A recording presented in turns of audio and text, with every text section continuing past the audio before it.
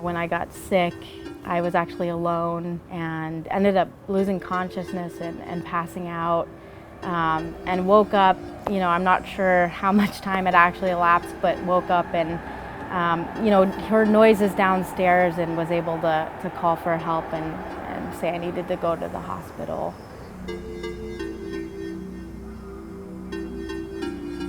I had no idea that this would set off a chain of events, where I would be sick for 5 years, that this would really be a debilitating illness. So in hindsight, when I think about that moment, the weight of it really stays with me.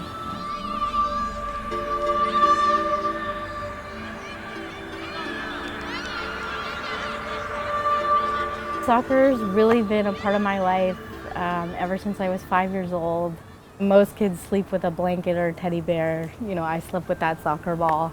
When my college career ended, I was playing semi-professionally for the Detroit Jaguars, then also played locally here for the East Bay Power. And so it was hard to imagine a life, without soccer.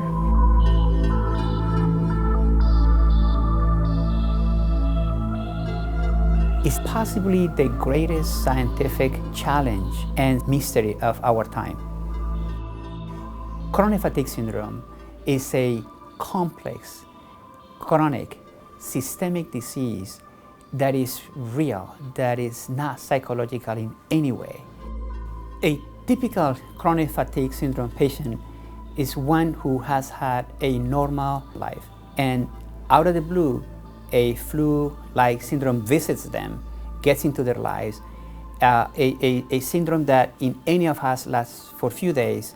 In these patients go on for years and completely devastates their life.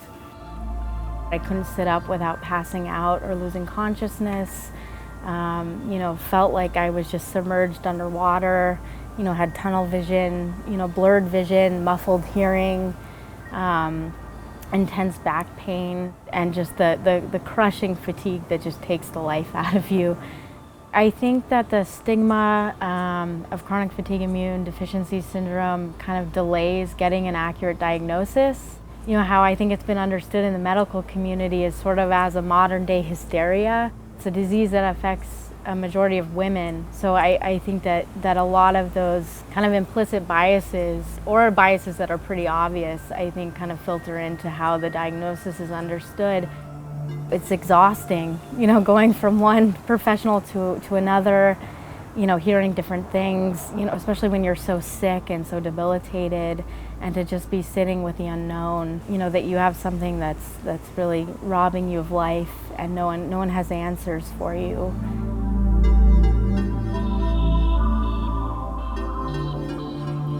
The Chronic Fatigue Initiative at Stanford has allowed us to see the beast at its core.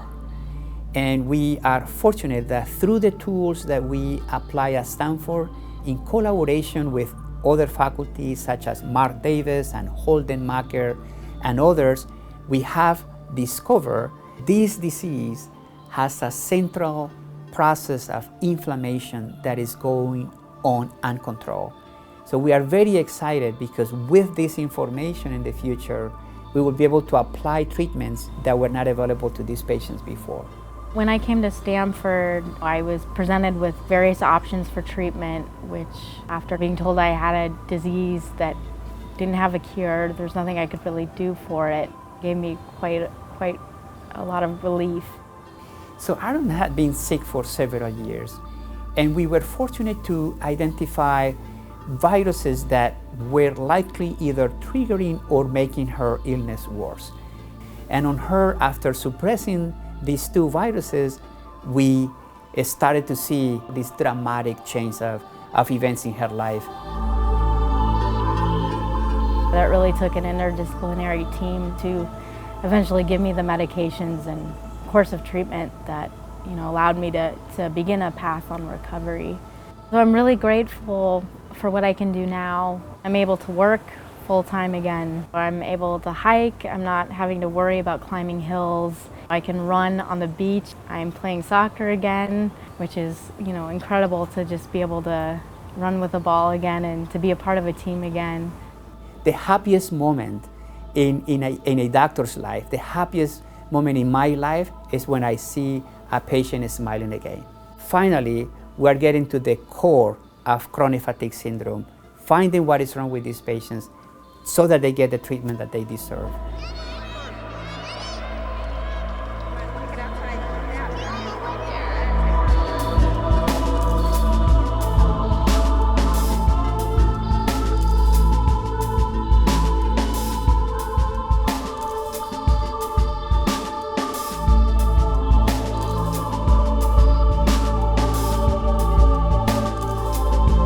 The preceding program is copyrighted by the Board of Trustees of the Leland Stanford Junior University.